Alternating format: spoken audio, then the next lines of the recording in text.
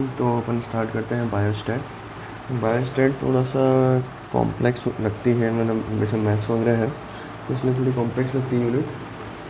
हालांकि इससे क्वेश्चंस इतने ज़्यादा नहीं आते हैं, मैक्स टू मैक्स 1 क्वेश्चन पर पेपर आ सकता है, बट मिनिमम चीज़ें अपन देख लेते हैं जो अपन को इतनी टफ नहीं लगे ना, उतनी देख लेते हैं।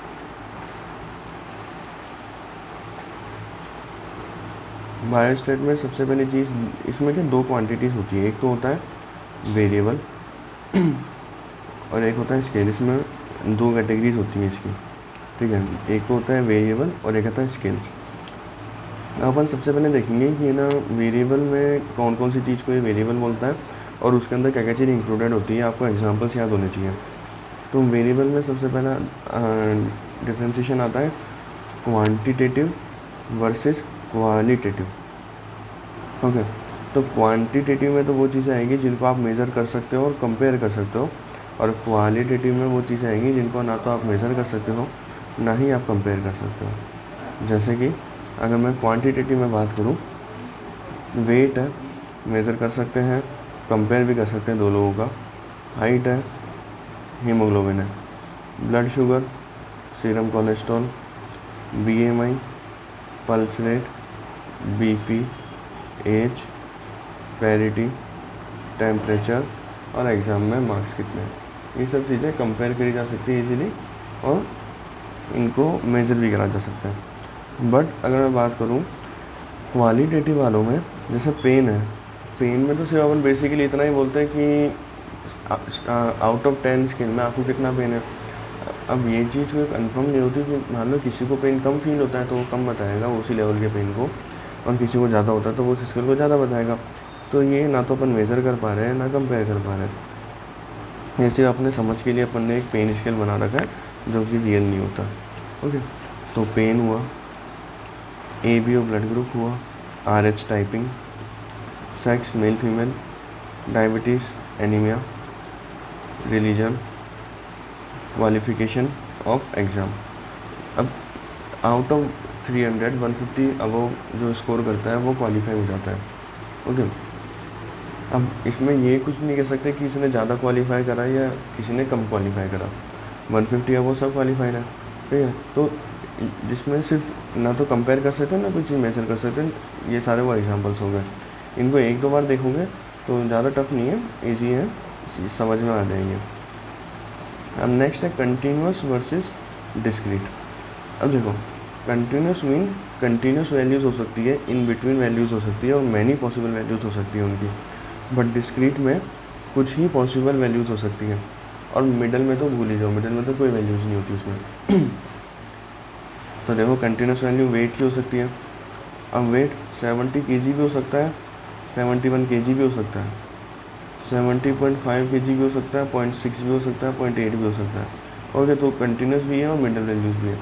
वैसे ही हाइट है, haemoglobin, sugar, cholesterol, BP, temperature and BMI, सारे सेम टाइप के एग्जाम्पल्स। फिर डिस्क्रीट में ABO blood grouping, RH, sex, religion, parity. Parity वो होता है ना जो अपन ऑब्स्टेट्रिक्स में पढ़ते हैं, वुमेन ने कितनी कंसीव करी, पैरिटी 3 4 इस टाइप के। तो इसमें कोई मिडल वैल्यू तो हो नहीं सकती कि एक वुमेन की पैरिटी 2.5 है, ऐसा तो हो नहीं सकता ना कभी भी। और एनीमिया और ग्रेडिंग ऑफ एनीमिया और ओबेसिटी। ओके, तो जो ऊपर वालों में एग्जाम्पल थे वो सेम इनमें नीचे वालों में उतरे हैं। जो नई चीज़ें हैं वो देख लेना, अब ये ग्रेडिंग। ओके, फिर देखो डाइकोटोमस और पॉलीटोमस। डाइकोटोमस यानी डाई मीन्स 2, तो ओनली 2 पॉसिबल वैल्यूज़ इसमें हो सकती है, होता है डाइकोटोमस। पॉलीओटोमस यानी बहुत सारे, तो मोर देन 2 पॉसिबल वैल्यूज़ इसमें हो सकती हैं। तो डाइकोटोमस में तो 2 ही पॉसिबल वैल्यूज़ हो सकती है, या तो एग्ज़ाम आपने पास करा है फेल करा, या तो आपको डिजीज़ है या नहीं है, ओके, या तो आप घर के अंदर हो या नहीं हो, ये सब चीज़ें। तो डाइकोटोमस यानी ओनली 2 पॉसिबल वैल्यूज़। पर पॉलीओटोमस में 2 से ज़्यादा वैल्यूज़ हो सकती है, वही सेम एग्जाम्पल सारे आ जाएंगे। Weight, height, haemoglobin, sugar, cholesterol, BP, BMI, mid arm circumference, type and severity of anaemia और any disease, ABO blood grouping और एज। ओके, तो ये वेरिएबल्स अपन ने कंप्लीट कर लिया। इनमें इतना कुछ मेरे को टिपिकल लग नहीं रहा, इसलिए मैं इसको रिपीट नहीं कर रहा। अब नेक्स्ट अपन आगे बढ़ते हैं स्केल्स पे। स्केल्स दो तरीके की होती है, एक होता है कैटेगोरिकल और एक होता है डायमेंशनल। तो अब वही चीज़ देखो, कैटेगोरिकल तो है ना क्वालिटेटिव वाली है और डायमेंशनल क्वांटिटेटिव वाली है। कैटेगोरिकल जो है वो क्वालिटेटिव है, डायमेंशनल है क्वांटिटेटिव। अब जो क्वालिटेटिव है या फिर मैं बोलूँ कैटेगोरिकल स्केल है, उसमें दो चीज़ें आती हैं, एक होता है नॉमिनल और ऑर्डिनल। और डायमेंशनल में आता है डायमेंशन कैसे मेज़र कर सकते हो आप, मेज़र करनी होती है तो वो मैट्रिक स्केल में मेज़र होती है। ओके, तो कैटेगोरिकल स्केल में दो स्केल होगी, नॉमिनल स्केल और ऑर्डिनल स्केल। डायमेंशन में मैट्रिक स्केल। सबसे बेस्ट इनमें से कौन सी है, मैट्रिक स्केल है, फिर ऑर्डिनल है, फिर नॉमिनल है। अब देखो किसमें कौन सा आता है। एन से नॉमिनल है, एन से नेम आ गया। नेम मतलब जिसमें आपको डायरेक्टली नेमिंग देनी है, जैसे RS typing positive negative, sex male female, ए भी या तो ए है बी है, ए बी है या ओ होगा, religion anaemia type of anaemia, only naming. इससे बेस्ट होता है ऑर्डिनल। ऑर्डिनल में ऑर्डर देना होता है, जैसे TNM स्टेजिंग हो गई, डिजीज़ की सीवियरिटी की ग्रेडिंग हो गई, ओबेसिटी की ग्रेडिंग हो गई और हाइपरटेंशन की ग्रेडिंग हो गई जैसे कि। फिर डायमेंशनल यानी मैट्रिक स्केल में एवरीथिंग आ जाएगा, weight, height, haemoglobin, sugar, cholesterol, pulse rate, BP, mid arm, temperature, age, parity, BMI। Simple सी बात ही है। कैटेगोरिकल यानी आपने कैटेगरी में बांटा है, डायमेंशन यानी आपने मेजरमेंट में बांटा, तो मेजरमेंट वाली चीज़ें इसमें आ जाएंगी। और कैटेगरी में या तो नेम से कैटेगराइज कर सकते हो किसी को, या उसकी ऑर्डर से कैटेगराइज कर सकते हो। तो ये उनके एग्जांपल्स हो गए सारे। ओके,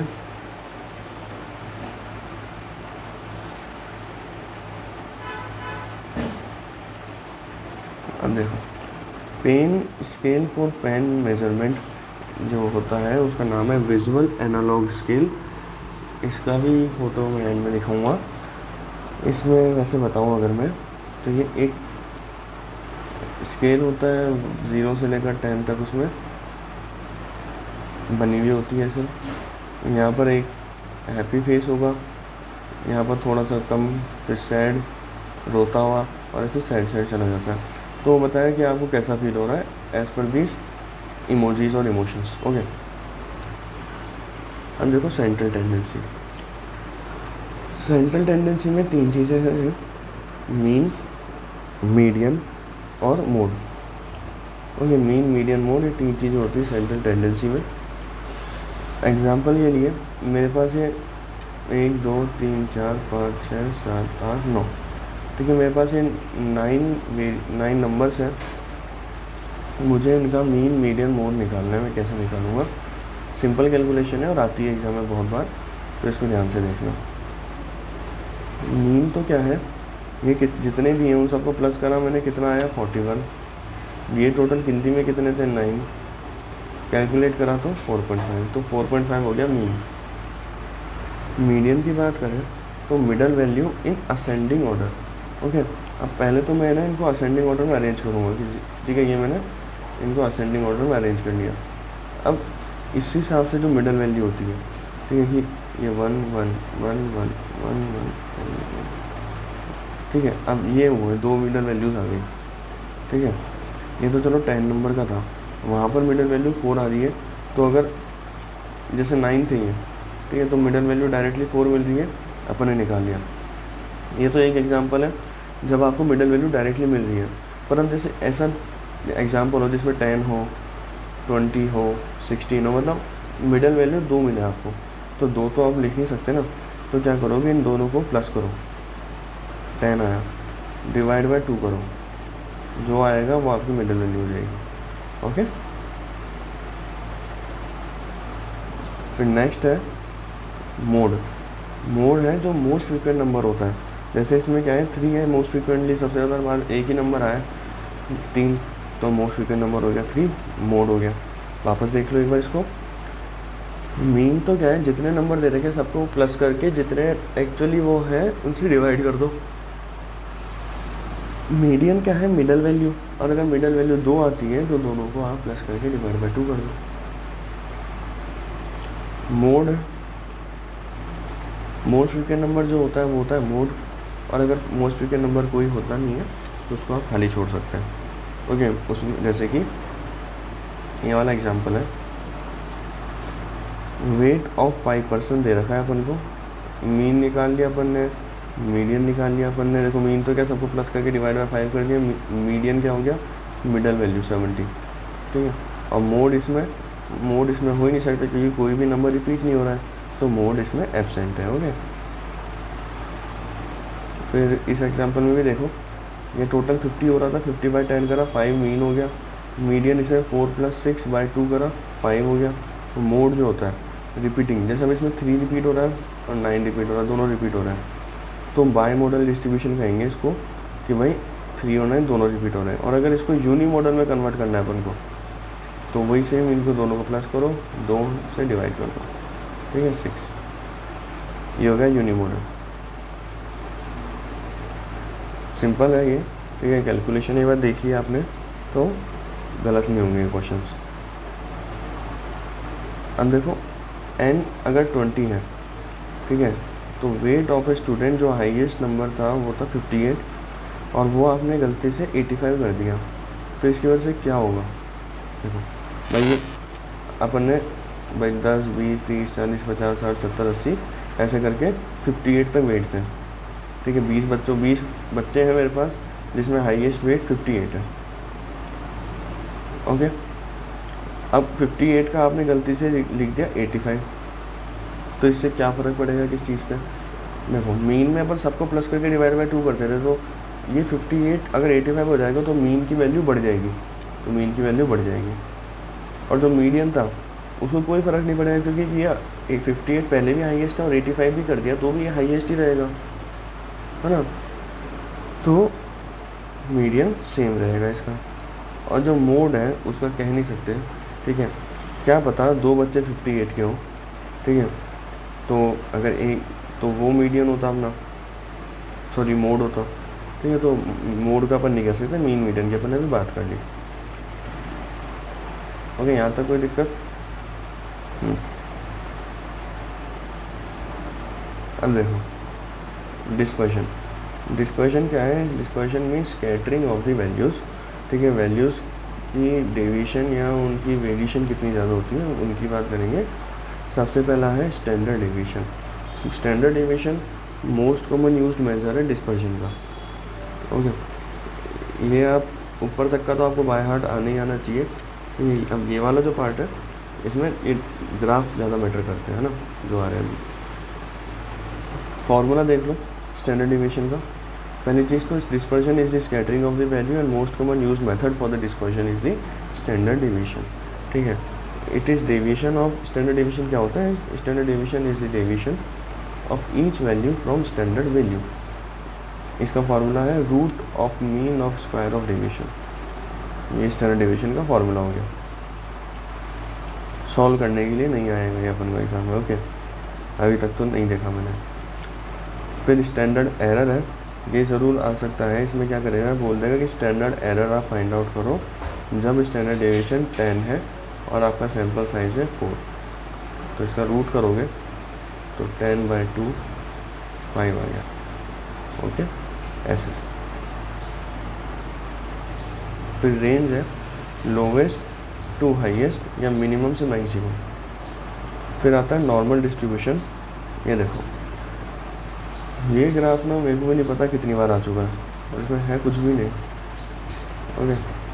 तो पहली चीज़ से देख लो, नॉर्मल डिस्ट्रीब्यूशन को अपन गॉसियन या स्टैंडर्ड डिस्ट्रीब्यूशन भी कहते हैं। ये बायलेटरल सिमेट्रिकल बेल शेप्ड होता है, ये बेल शेप्ड है, देखो घंटे की जैसी शेप है ना, ये बेल शेप्ड होता है, बायलेटरल सिमेट्रिकल होता है। और इसका जो ये मिड पॉइंट जो नीचे आ रहा होता है ना, वो मीन मीडियन मोड बताता है। और ये जो लाइन्स है ना कभी भी बेस को टच नहीं करते, तो मैंने थोड़ा सा डायग्राम गड़बड़ बना रखा है ये वाला, ठीक है। असली में ये ऐसा होता है, ये लाइन्स कभी भी बेस को टच नहीं करती है। अब देखो जो ऊपर वाला है ना डिफरेंस, ये 68% वैल्यूज़ को कवर करता है, इसमें स्टैंडर्ड डिवीजन है ±1। जो इसके बाद नीचे है जस्ट वो 95% वैल्यूज़ को कवर करता है, उसमें मीन है ±2। लास्ट वाला 99% वैल्यूज़ को कवर करता है, उसमें मीन स्टैंडर्ड डिवीजन है ±3। अब देखो समझ में नहीं आया ना कुछ, मैं बताता हूँ कैसे समझ में आएगा। ये ग्राफ दे दूँ मैं, बोलूँ कि यहाँ पर जो है वैल्यू, ठीक है, 68% पॉपुलेशन को कवर कर रही है जो, ठीक है, मेरा स्टैंडर्ड डिवीजन है 10, ओके, और 68% पॉपुलेशन जो है वो मान लो हो रही है 90, तो कितनी वैल्यूज़ होगी, ऐसे ही करके वैल्यूज़ देगा।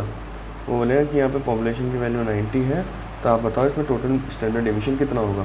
तो 1 है यहाँ पर, तो इसको मल्टीप्लाई करा 1 से, कितना आया 10, तो इसमें 10 प्लस कर दो, 10 माइनस कर दो, सिंपल। फिर बोलेगा 95% पॉपुलेशन है, ठीक है, 95% पॉपुलेशन अगर 150 हो रही है, और तो वहाँ पे आप स्टैंडर्ड डिवीजन काउंट करो कितनी होगी रेंज उसकी। स्टैंडर्ड डिवीजन वही था 10 अपना, इंटू 2 कर दो। नीचे की बात करेंगे तो उसमें इंटू 3 कर देना, 99% पॉपुलेशन की बात करता है तो अब देखो अपन तो अभी 95% की बात करते हैं। उसने बोला 95% population comprises of 150 individual, standard division is 10, तो 10 है, 95% में कितना स्टैंडर्ड डिवीजन देखते हैं अपन 2 से करा इसको तो 20 आया, तो 20 इसमें प्लस कर दो और 20 इसमें माइनस कर दो, तो इस स्टैंडर्ड डिवीजन की रेंज आ गई अपनी 130 to 170। बेसिकली मैं और अगर सिंपल भाषा में बोलूँ, ये जो मैं अभी तक बताया, मान लो एग्जाम्पल 68% पॉपुलेशन मैंने बोला था 90 है, स्टैंडर्ड डिवीजन 10 है, तो इसमें ±10 करेंगे तो कितना हो गया 80 to 100, यानी कि 80 to 100 जो इंडिविजुअल्स हैं या इतनी जो नंबर्स वाला पार्ट होगा वो 68% पॉपुलेशन कंप्राइज करेगा। और जो मैंने सेकंड एग्जांपल में 130 to 170 बताया था, यानी ये जो नंबर है या ये जो वैल्यू है ये 95% पॉपुलेशन पे, ठीक है, अप्लाई हो जाएगी। ये होता है इसका मतलब। ये फिर भी समझ में नहीं आया तो मैं और बता देना, मैं और अच्छे से समझा दूँगा, बट इससे ज़्यादा इसमें कोई सिंपल हो नहीं सकता। ओके, नेक्स्ट है स्क्यूड डिस्ट्रीब्यूशन। देखो स्क्यूड डिस्ट्रीब्यूशन में क्या है, ये अपना जो मतलब जैसे देखो मैंने इस साइड जो टिक बनाया ये मेरा लेफ़्ट साइड है, ये मेरा राइट है, ओके। हालांकि अपन जो ऑप्स या फिर नॉर्मल अपने पढ़ते हैं, ठीक है, पेशेंट के हिसाब से, तो अपना लेफ़्ट पेशेंट का राइट होना चाहिए, अपना राइट पेशेंट का लेफ़्ट होना चाहिए, वो सब चीज़ें यहाँ काम नहीं आती। ओके, सिंपल है, ये मेरा लेफ़्ट है तो यही ग्राफ का लेफ़्ट है, ये मेरा राइट है तो यही ग्राफ का राइट है। अब ये जो बेल शेप ग्राफ था सुंदर सा, अगर ये पूछ राइट में निकल रही तो इस तरफ निकल रही तो राइट स्क्यूड, और इधर निकल रही तो लेफ्ट स्क्यूड, ओके। पूछ इस तरफ निकल रही तो राइट स्क्यूड, इधर निकल रही तो लेफ्ट स्क्यूड। अब देखिए, direction of the long tail is the direction of the skewness, ठीक है। और जो लेफ़्ट की बात करें, अब सॉरी राइट की बात कर रहा हूँ अगर मैं, ओके, तो पूछ इस साइड है मतलब ये राइट स्क्यूड है, और पूछ इस साइड है तो आपको सिंपल रख लो इस चीज़ को, राइट स्क्यूड में पूछ इस साइड है तो मीन मीडियन जो मोड होते हैं ना उनमें एरो उल्टे होंगे इस साइड, और लेफ्ट स्क्यूड में पूछ इस साइड है तो मीन मीडियन मोड में एरो इधर होंगे उल्टी साइड। 2 बार देखो 3 बार देखो इसको, बट ये दोनों चीज़ें बार बार बहुत बार आ चुकी है पेपर में, इनको मिस नहीं करना है, बहुत सिंपल है।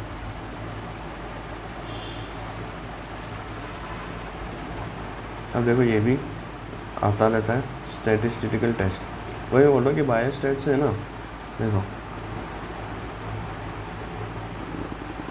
बायोस्टैट में छोटी सी है 4 पन्ने की सिर्फ, पर या तो वेरिएबल वगैरह से एग्जाम्पल पहले पूछ लिया करता था, ठीक है। अब उसने लेवल बढ़ाकर मीन मीडियन मोड पूछ लेता है, या फिर ये 2 ग्राफ, या फिर इस पेज से ये जो टेस्ट वगैरह है ना, बस ये ग्राफ टेस्ट सिंपल है बहुत। मैंने फार्मूले वगैरह में डेप्थ में तो मैं जा ही नहीं था, तो ये कन्फ्यूज़न होता है। और इतने आते भी नहीं हैं। अब देखो स्टैटिस्टिकल टेस्ट। स्टैटिस्टिकल टेस्ट ना दो टाइप के होते हैं, एक तो होता है पैरामेट्रिक, एक होता है non parametric. Parametric and non parametric are the two types of the statistical test. जो पैरामेट्रिक होता है उसमें मैं ज़रूर, जाहिर सी बात है, पैरामीटर्स की बात करूँगा, ठीक है। ऐसे मतलब याद करने के तरीके से आपसे बता रहा हूँ कि पैरामीटर्स की बात करूँगा तो वहाँ पे मैं क्वांटिटी देखूँगा, ओके। जो मैथ्स में पढ़ते थे पैरामीटर, नंबर्स पे ही तो होता था वो बेस्ड, ठीक है। इसका क्या पैरामीटर है, इसका क्या पैरामीटर है, ऐसे करके मैथ्स में जो पढ़ते थे अपन 10th में, तो नंबर्स की बात करते थे, यानी क्वांटिटी की बात कर रहे हैं। और नॉन पैरामेट्रिक फिर अपने आप क्वालिटेटिव हो जाता है। तो ये तो इतना तो अपन ने याद करने के लिए देखा कि parametric is quantitative, non parametric is qualitative. अब जो पैरामेट्रिक है वो नॉर्मल डेविएशन वाला होता है, नॉन पैरामेट्रिक स्क्यूड डेविएशन वाला होता है। जो पैरामेट्रिक है, ध्यान रखना इंपॉर्टेंट है, उसमें फोकस करते हैं मीन और स्टैंडर्ड डेविएशन की चीज़ पे, और यहाँ पे परसेंटेज और फ्रैक्शन की चीज़ पे। स्टैटिस्टिक इसमें पैरामेट्रिक में 3 टेस्ट होते हैं अपने पास, paired student t test, unpaired student t test, ANOVA test जिसको एफ टेस्ट भी बोलते हैं। नॉन पैरामेट्रिक में साइन है और चाई स्क्वायर है। जो ये तीनों टेस्ट हैं पैरामेट्रिक वाले, ये अपन यूज़ करते हैं टू कंपेयर क्या, मीन और स्टैंडर्ड डेविएशन। अब देखो पेयर्ड स्टूडेंट टी टेस्ट है, नाम क्या है, नाम भी पेयर्ड है, तो पेयर्ड डेटा होगा इसमें एक ग्रुप का। मैंने 10 बच्चों का ग्रुप बनाया, उनका डाटा मेज़र करा आज और फिर 4 दिन बाद मेज़र करा, तो पेयर्ड डेटा है एक ही ग्रुप का। दूसरा नाम क्या है इसमें, unpaired student t test. Unpaired data हो जाएगा इसमें 2 ग्रुप्स का, 10-10 बच्चों के 2 ग्रुप बना लिए, उनका अनपेड डेटा मैं मेज़र कर रहा हूँ। फिर अनोवा टेस्ट जो है उसमें मोर देन 3 ग्रुप्स, इनका अनपेड डेटा मैं चेक कर रहा हूँ। अब यहाँ देखो साइन टेस्ट है, इसमें अपन कंपेयर कर रहे हैं परसेंटेज और फ्रैक्शन को। तो साइन टेस्ट में तो पेयर डेटा ए ग्रुप का, और चाहे स्क्वायर में मोर देन या इक्वल टू 2 ग्रुप का अनपेड डेटा। अब देखो ये चीज़ है ना, इतनी टीचर ने उस टाइम भी पढ़ाई थी मेरे को, जब भी जिन टीचर्स ने पढ़ाई है, थोड़ा उन्होंने डेप्थ में पढ़ाई होगी, मेरे को समझ नहीं है वो बात अलग है। मैं एक बार मेरी खुद का एक जो कॉन्सेप्ट है सेम ही चीज़ का है, मतलब ऐसा कुछ अलग खास नहीं है, बट थोड़ा पेपर में मदद करता है क्वेश्चन सॉल्व करने में।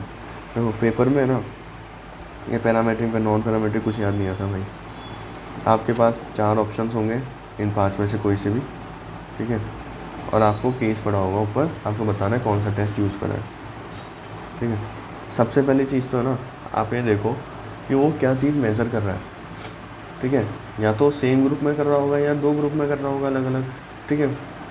वो चीज़ बाद में अपन उस पर बाद में जाएंगे। पहले अपन देखो वो चीज़ मेज़र क्या कर रहा है एक्चुअली। वो मीन मेज़र कर रहा है, स्टैंडर्ड डेविएशन मेज़र कर रहा है, या कोई क्वांटिटेटिव नंबर मेज़र कर रहा है, वेट, हाइट वगैरह ये सब चीज़ें, ओके। या फिर वो अगर परसेंटेज या फिर फ्रैक्शन मेज़र कर रहा है, जो क्वालिटेटिव चीज़ है। तो एग्जांपल के लिए मेरे क्वेश्चन में वो हाइट मेज़र कर रहा है और मीन ऑफ द हाइट या उसका स्टैंडर्ड डेविएशन, ये सब चीज़ें कुछ लिखी है, या तो मीन या स्टैंडर्ड डेविएशन लिखा है या परसेंटेज या फ्रैक्शन लिखा है। इससे आपको पता लग जाए कि मेरे को पैरामेट्रिक में दिमाग लगाना है या नॉन पैरामेट्रिक में दिमाग लगाना है। अगर मीन लिखा है तो मेरे पास ये 3 ही ऑप्शन है, ये दोनों भूल जाओ, साइन और चाई, ठीक है। ये दोनों भूल जाना, साइन और चाई उसमें नहीं आएगा। अगर मीन स्टैंडर्ड डेविएशन या फिर क्वांटिटेटिव चीज़ की बात कर रहे हैं तो ये 3 ऑप्शन बचेंगे मेरे पास। अब देखो अगर वो, ठीक है, एक ग्रुप में ही मेज़र कर रहा है कि एक ग्रुप में मेज़र करा मैंने आज और 10 दिन बाद सेम ग्रुप में मेज़र कर रहा हूँ, तो सेम ग्रुप है, पेयर्ड डेटा ग्रुप है, पेयर्ड स्टूडेंट टी टेस्ट हो गया, ख़त्म। और अगर वो 2 ग्रुप में चीज़ों को मेज़र कर रहा है तो अनपेयर्ड हो गया, और अगर 3 या 3 से ज़्यादा में मेज़र कर रहा है तो अनोवा हो गया। Simple, okay. अब देखो नेक्स्ट, अब अगर वो बोलता है मैं ना फ्रैक्शन परसेंटेज मेज़र कर रहा हूँ, तो अपन को दिमाग लगाना इन दो में है, और सिंपल है, 3 ऑप्शन गायब अपने लिए। अब अगर वो एक ग्रुप का पेयर डेटा चेक कर रहा है ना, तो साइन टेस्ट हो गया, और 2 या 2 से ज़्यादा ग्रुप का pair data check, unpaired data check कर रहा है, तो चाई हो गया। ओके, अब ये भी वही चीज़ है जैसे मैंने ऊपर वाला था कि भाई इसको मेरे हिसाब से मैंने सिंपल बेस्ट बना के समझाया है। फिर भी कोई डाउट हो तो बताना, अपन एक बार डिस्कस कर लेंगे।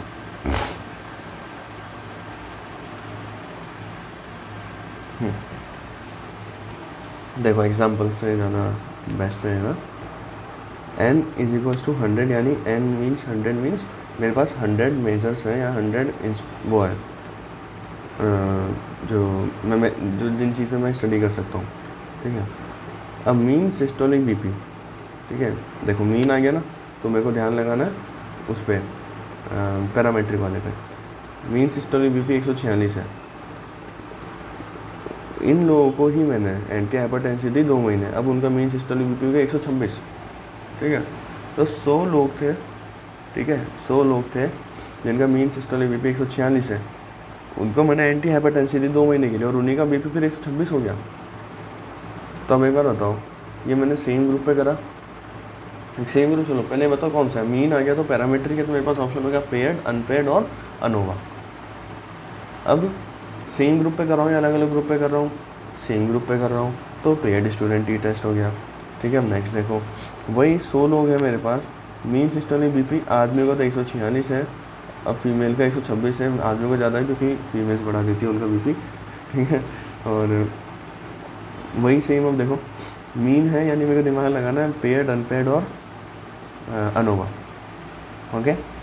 अलग अलग ग्रुप है, ठीक है, तो पेयर्ड नहीं हो सकता, अब क्या हो सकता है, तो अनपेयर्ड हो सकता है या अनोवा हो सकता है। मैं देखो 3 या 3 से ज़्यादा ग्रुप है क्या, नहीं, 2 ही तो ग्रुप है, तो unpaired student t test finish. अभी देखो वही सेम 100 लोग हैं, सिस्टोलिक बीपी वार्ड 1 में, वार्ड 2 में, 3, 4, 5, 6, 10 तक के वार्ड में चेक कर रहा हूँ, 3 या 3 से ज़्यादा लोग हैं, मीन चेक कर रहा हूँ, अलग अलग ग्रुप में चेक कर रहा हूँ, अनोवा हो गया, ओके। 100 लोग हैं, परसेंटेज यानी कि नॉन पैरामेट्रिक, यानी कि चाई हो सकता है या साइन हो सकता है, ओके। तो अब देखो 40% हाइपरटेंसिव है 100 लोगों में से, एंटी हाइपरटेंसिव दी उनको 2 लोगों के लिए, 2 मंथ के लिए सॉरी, और अब 26% ही हाइपरटेंसिव बचे, तो सेम ग्रुप है, ठीक है। परसेंटेज फ्रैक्शन डेटा है, साइन टेस्ट हो गया। अब 100 लोग थे, ठीक है, 40% हाइपरटेंसिव है मेल्स, 26% हाइपरटेंसिव फीमेल्स, तो चाई स्क्वायर टेस्ट हो जाएगी, क्योंकि इसमें 2 या 2 से ज़्यादा ग्रुप हो गए परसेंटेज वाले। एक और एग्जांपल देख लेते हैं, n इज इक्वल्स टू 100 है, ठीक है, ए ग्रुप 40% का वेट है, नहीं वार्ड 1 में 40%, इसमें ऐसे करके सेम 10 तक है, फिर भी चाई स्क्वायर हो गया, ओके। तो ये कंप्लीट हो गया। क्वेश्चन वापस सुनना ही है, नहीं तो बता देना, डिस्कस कर लेंगे। चाई स्क्वायर का ये फार्मूला है, याद कर सको तो वेल एंड गुड है, देख लेना, okay. But degree of freedom देखना जरूरी है। डिग्री ऑफ फ्रीडम क्या है, कॉलम -1 मल्टीप्लाई बाय रो -1, तो आपको बोल देगा वो कि भाई 4 कॉलम है या 6 कॉलम है और रोज कितनी है। अब आपको उसके हिसाब से कैलकुलेट करके इसको बता देना डिग्री ऑफ फ्रीडम कितनी है। मल्टीप्लिकेशन ही तो है यार, कुछ नहीं है ना। मान लो 6 कॉलम है और 5 रो है, 6 - 1 5, मल्टीप्लाई बाय 5 - 1 4, तो 20 होगी डिग्री ऑफ फ्रीडम, ऐसे। और मिनिमम इतना हो सकता है 6, ठीक है। नहीं हाँ, मतलब जैसे ये एग्जांपल हो गया, वैल्यू ऑफ x2 फॉर, अच्छा अगर 2 × 2 की टेबल तो मिनिमम बनती है, तो 2 × 2 की टेबल जो मिनिमम बनती है उसके हिसाब से अगर डिग्री ऑफ फ्रीडम देंगे तो 1 है, और 3.84 स्मॉलेस्ट वैल्यू होती है चाहे स्क्वायर टेस्ट की, ध्यान रखना। अगर if anyone ask you about what's the smallest value होती है चाहे स्क्वायर टेस्ट, इट्स 3.84, ओके। अब देखो स्टैटिस्टिकल ग्राफ्स, एक तो होता है क्वांटिटेटिव ग्राफ, जिनमें मैं कोई क्वांटिटी की बात करूँगा, वेट, हाइट, हीमोग्लोबिन, ये सब चीज़, इनकी वैल्यू कंटिन्यूस होगी, पढ़ चुके हैं अपन। एक होता है क्वालिटेटिव ग्राफ, जिसकी वैल्यू डिस्क्रीट होगी, जिनमें गैप्स होंगे क्योंकि कंटिन्यूस नहीं होती नहीं वैल्यूज़, जैसे कि एज नहीं सॉरी मतलब जैसे कि सेक्स, रिलीजन, ठीक है, ये सब।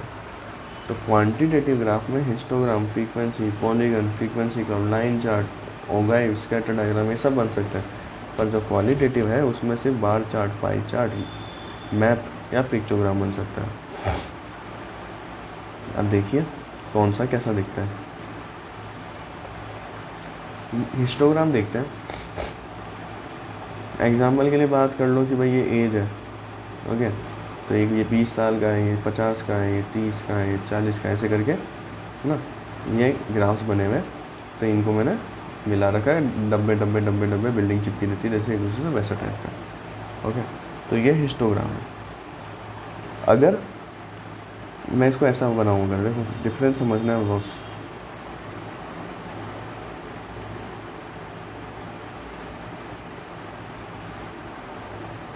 ये मैंने चिपका के बनाया है अभी, सिर्फ कुछ नहीं करा और मैंने, ओके। तो अभी मैं इसको क्या बोलूँगा, हिस्टोग्राम।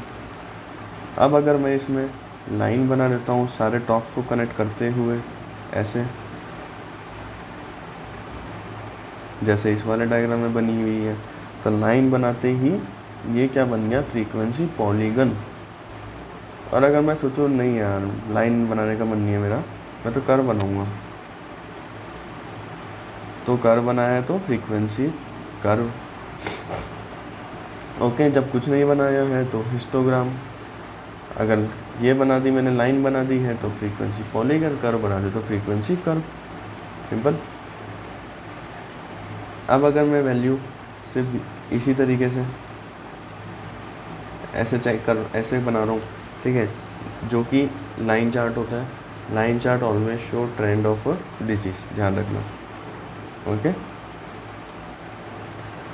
फिफ्थ है ओगाइव। ओगाइव चार्ट की खास बात है, this is a graph which is always increasing, हमेशा बढ़ता रहता है, इसलिए इसको अपन क्यूमुलेटिव फ्रीक्वेंसी डेटा डायग्राम भी बोलते हैं, ध्यान रखिएगा। Line chart show trend of a disease, ogive chart is always increasing, show cumulative frequency data diagram. फिर ये जो डॉट डॉट डॉट डॉट है, इसे कहते हैं स्कैटर डायग्राम या डॉट डायग्राम, ओके। अब देखो यहाँ तो अपन ने ये हिस्टोग्राम वगैरह ये सब चीज़ देख ली जो चिपके चिपके थे और सिंपल थे। यहाँ तक अपन ने कंप्लीट कौन से कर लिए, क्वांटिटेटिव वाले। अब देखें क्वालिटेटिव वाले। क्वालिटेटिव वाले में ये बार चार्ट होता है, हिस्टोग्राम एक दूसरे से चिपका हुआ था, तो ये कंटिन्यूस वैल्यूज़ थी। ये अलग अलग है क्योंकि कंटिन्यूस वैल्यू ना, ये it's a qualitative measure, okay. Bar chart इसे बोलेंगे सिंपल बार चार्ट। अगर मैं इसको ऐसे डब्बों को बीच में से बांट देता हूँ, फ्लोर बना देता हूँ, तो कंपोनेंट हो गया। और अगर वही सेम में अगर मैं ऐसे लाइनें खींच देता हूँ, जैसे अगर मैं इसमें भी लाइनें खींच देता हूँ ना इस अंदर, तो ये मल्टीपल बार चार्ट बन जाता है, ठीक है। तो multiple bar chart, component bar chart और सिंपल बार चार्ट देखकर याद आना चाहिए आपको, आता है एग्जाम में। अब देखो scatter diagram. Scatter diagram it is use to see correlation relationship between two variables, दो वेरिएबल्स के बीच में कोरिलेशन रिलेशनशिप देखने के काम में आता है स्कैटर डायग्राम। इसकी वैल्यू -1 से +1 तक होती है। देखो जैसे वेट और हाइट का मैंने जब बनाया तो ये बढ़ रहा है, मतलब इसका क्या है, स्कैटर चार्ट, स्कैटर इसके यूँ आ रहा है ना, तो अगर मैं इनको इनके बीच में से लाइन खींचूँ तो वो यूँ ऊपर जाएगी, डैट मीन्स ये पॉजिटिव कोरिलेशन है। स्किन कैंसर विटामिन ए वाला घट रहा है तो नीचे लाइन आ रही है, that means it's a negative correlation. Lung cancer और मिल्क ये दोनों का एक दूसरे से कोई रिलेशन नहीं है, तो ये स्ट्रेट रहेगा, okay. That means no correlation. अब देखो स्टैटिस्टिकल एरर, ये दो टाइप की हो सकती है, type 1 which is the more serious type of error, and type 2 P value. P value क्या है, probability of doing type 1 error, जो कि मोर सीरियस टाइप की एरर होती है टाइप 1, तो वो होती है P value, probability of doing more, probability of doing type 1 error. फिर आता है B value, B value is probability of doing type 2 error. फिर अल्फ़ा आता है, अल्फ़ा क्या है, मैक्सिमम अलाउड टाइप 1 एरर, जो पी वैल्यू जो होती है ना, मैक्सिमम पी वैल्यू कितनी हो सकती है, मतलब 0.05 से कम। नहीं समझ आया ना। देखो टाइप 1 एरर, टाइप 2 एरर, दो टाइप की एरर होती है, टाइप 1 मोर सीरियस है। पी वैल्यू क्या है, आप टाइप 1 एरर करने की कितनी आपकी प्रोबेबिलिटी है, वो होती है पी वैल्यू। बी वैल्यू है टाइप 2 एरर करने की आपकी कितनी प्रोबेबिलिटी है, वो है बी वैल्यू। अब अल्फ़ा क्या है, मैक्सिमम अलाउड टाइप 1 एरर जो आप कर सकते हो वो है अल्फ़ा, जो कि होता है 0.05। डैट मीन्स अगर ये मैक्सिमम है तो पी वैल्यू जो होती है, जो टाइप 1 एरर करने की आपकी प्रोबेबिलिटी है वो हमेशा लेस देन 0.05 होनी चाहिए, सिंपल। तो अगर बात करें for the significance, P value जो है, जो प्रोबेबिलिटी है एरर की, वो हमेशा इससे कम होनी चाहिए। That means P is always less than alpha. Type 1 error के बारे में इसमें लिखा है कुछ कि भाई probability of declaring significant difference in study when actually it is not present. Significant यानी बहुत सीरियस टाइप आप एरर दे रहे हो, वो सब चीज़ें है ना। तो इसके साथ बायोस्टैट यूनिट फिनिश होती है। अब अपन बात करेंगे इन्वायरमेंट एंड हेल्थ के बारे में। तो अब नेक्स्ट वीडियो में अपन स्टार्ट करेंगे इन्वायरमेंट एंड हेल्थ।